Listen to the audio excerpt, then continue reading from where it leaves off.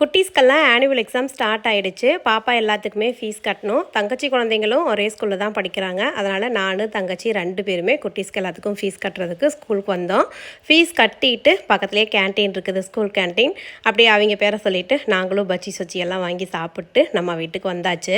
நம்ம வீட்டு இந்த நெல்லிக்காய் மரத்தில் பார்த்திங்கன்னா நிறைய நெல்லிக்காய் இப்போ கொலை கொலையாக பிடிச்சிருக்குது. குட்டீஸ் எல்லாம் அடித்து பார்த்தாங்க, அவங்களால முடியலை. சரி நானும் அடித்து கொடுக்குறேன்னு சொல்லி அடித்து உப்பு மிளகா அப்படி போட்டு நல்லா டேஸ்ட்டாக சாப்பிட்டோம். இந்த வீடியோ சனிக்கிழமை எடுத்தது. நாளைக்கு ஞாயிற்றுக்கிழமை லீவு தானே, அதனால் சுகஸ்தியை எங்கள் வீட்டுக்கு கூட்டிகிட்டு போகிறேன் அப்படின்னு சொல்லிட்டு ரம்யா அவங்க வீட்டுக்கு கூட்டிகிட்டு போயிட்டா. ரம்யா குழந்தைங்களும் விளையாடுறதுக்கு இருக்குங்காட்டி அவளும் ஜாலியாக கிளம்பி போயிட்டா. நாங்கள் 3 பேர் மட்டும்தான். சனிக்கிழமை ஆஸ் யூஷுவல் எப்பவுமே ஆஃபீஸ்லேருந்து வர்றதுக்கே லேட் ஆகும். ஸ்கூலுக்கு போய் ஃபீஸ் எல்லாம் கட்டிட்டதுங்காட்டி செம்ம லேட் ஆகிடுச்சு. அதனால் கடையிலேருந்து பரோட்டா வாங்கிக்கலாம் அப்படின்னு வாங்கிட்டோம். சுகஸ்திக்கு இந்த பரோட்டாலாம் பிடிக்கவே பிடிக்காது, சாப்பிடவே மாட்டா. அவள் இல்லாதங்காட்டி சரி நம்ம 3 பேத்துக்கு தானேன்னு பரோட்டா வாங்கியாச்சு. கடையிலேருந்து ஆளுக்கு 2 பரோட்டா ப்ளஸ் வீட்லேயே பார்த்திங்கன்னா ஆம்லேட் போட்டுக்கிட்டோம். இப்போல்லாம் அடிக்கடி கடையில் வாங்குறது இல்லை, ஆனால் 15 நாளைக்கு ஒரு முறையோ இல்லை 1 மாதத்துக்கு ஒரு முறையோ கடையில் வாங்கி சாப்பிட்றோம். எனக்காவது ஒரு நாளைக்கு தானே, அதனால் ஒன்றும் பிரச்சனை இல்லை.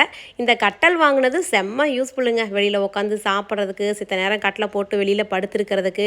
அதிக வெயிலாக இருந்தாலும் வெளியே படுத்துக்கிறோம், மழை வந்தாலும் மழையை ரசிச்சுக்கிட்டு வெளியே உட்காந்துக்கிறோம்.